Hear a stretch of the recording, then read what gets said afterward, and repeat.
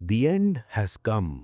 मानवा की शुरुआत में हमें कुछ जगह दिखाई जाती हैं जो पूरी तरह खून से भरी हुई होती हैं। वहां हम देखते हैं कि कई एक्सीडेंट गाड़ियां पड़ी हुई हैं और कुछ लोगों की लाशें भी वहां मौजूद होती हैं। तब हम किसी को चलते हुए देखते हैं जो एक लड़की होती है। वो कहती है, उफ, मैं तो थक गई हूँ। अरे और कितनी दूर है? और वो ये सब एक लड़के से कह रही होती है। और वो बोलना जारी रखती है, मुझे प्यास लगी है, क्या तुम्हारे पास और पानी नहीं है? मुझे एक सिप चाहिए। तभी वो लड़का जरा शांत होकर बोलता है, मुझे तुम्हें कितनी बार कहना पड़ेगा, हमें इसे बचाकर इस्तेमाल करना होगा। तभी वो लड़की बोलती है, अगर तुम्हें पानी बर्बाद होने का इतना डर है तो तुम और पानी ढूंढने क्यों नहीं जाते? क्या तुमने नहीं कहा था कि ये इलाका वैसे भी सुरक्षित है? तो जाओ लेकर आओ। तो वो लड़का बोलता है, खुद ही ढूंढ लो फिर, क्या तुम्हारे पास हाथ पांव नहीं है? तो वो कहती है, एक्सक्यूज मी, और बोलना जारी रखती है, हाँ, तुमने अभी क्या कहा? जरा संभल कर बात करो। तब वो लड़का थोड़ी चुप्पी साध कर बोलता है, ये ना हान, क्या तुम्हें लगता है कि मैं तुम्हारा नौकर हूं या कुछ और? अब तक मैं तुम्हारी हर बात मानता आया हूं, लेकिन किसी को नीचा दिखाने की भी एक हद होती है।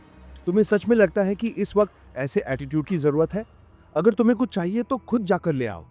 और वो लड़की शॉक्ड होकर बोलती है कि क्या तुम डॉट डॉट डॉट क्या तुम मरना चाहते हो? मैं अब तुम्हें सहन नहीं कर सकती।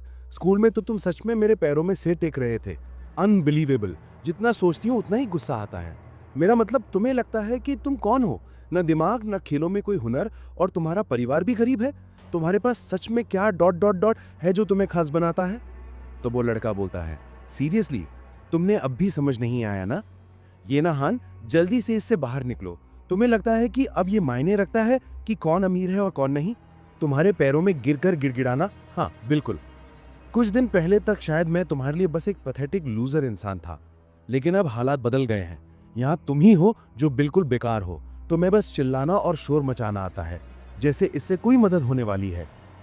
क्या तुमने कभी सोचा कि तुम्हारा ये शोर सीधे संक्रमितों को हमारी ओर खींच सकता है? क्या तुम्हें समझ आया? तुम अब बस बोझ बन गए हो। अगर तुम्हें मेरी जरूरत नहीं है तो मुझे भी तुम्हारी जरूरत नहीं है, तो चले जाओ। और वो लड़की हैरान होकर बोलती है, क्या? और वो सोचती है, उसकी दिक्कत क्या है? वो पहले तो पूरी तरह शांत रहता था, जैसा मैं कहती थी वैसा ही करता था।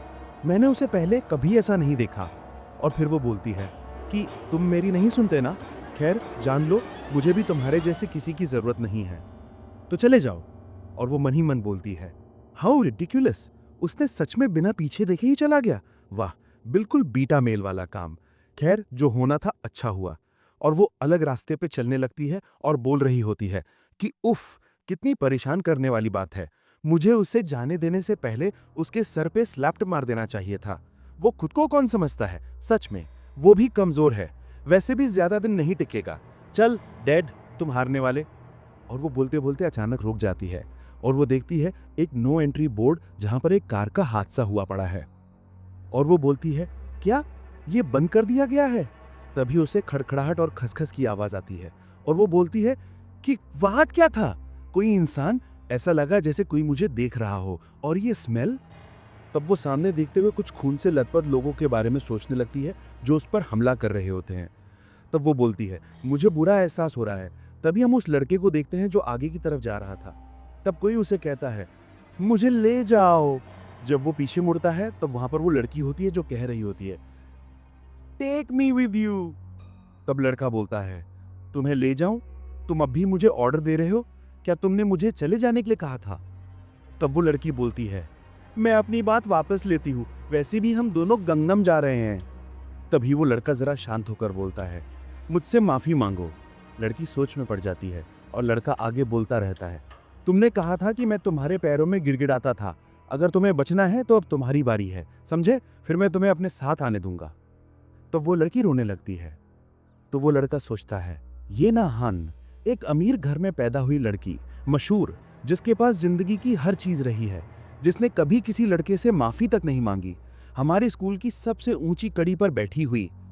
और फिर मैं हूं मिनजुन जेओंग, जो आधे बेसमेंट में रहता है, जिसे हर रोज तंग और परेशान किया जाता है। एक ऐसा इंसान जिसकी कोई पहचान नहीं, बस किसी तरह जिंदगी काट रहा है। एक रहस्यमयी वायरस, कोई संक्रामक बीमारी जो ज़ॉम्बी महामारी जैसी है, ने सियोल दक्षिण कोरिया को तबाह कर दिया है। ये ना हान और मैं, दो लोग जो एक दूसरे से बिल्कुल अलग हैं, अब साथ फंस गए हैं और इस तबाही के बीच जिंदा रहने के लिए संघर्ष करना होगा। तभी दोनों अचानक चौंक जाते हैं, पीछे मुड़कर देखते हैं। वो दोनों ढेर सारे ज़ॉम्बीज़ को अपनी तरफ आते हुए देखते हैं। तभी मिन येना का हाथ पकड़कर भागते हुए सोचता है, सब कुछ तबाह हो चुका है, लेकिन हमें हर हाल में जिंदा रहना होगा, चाहे कुछ भी हो जाए। तो खत्म हो गया वीडियो। मजा आया? अगर मजा आया तो सब्सक्राइब करना मत भूलना। और देखो, अगला एपिसोड सामने ही होगा।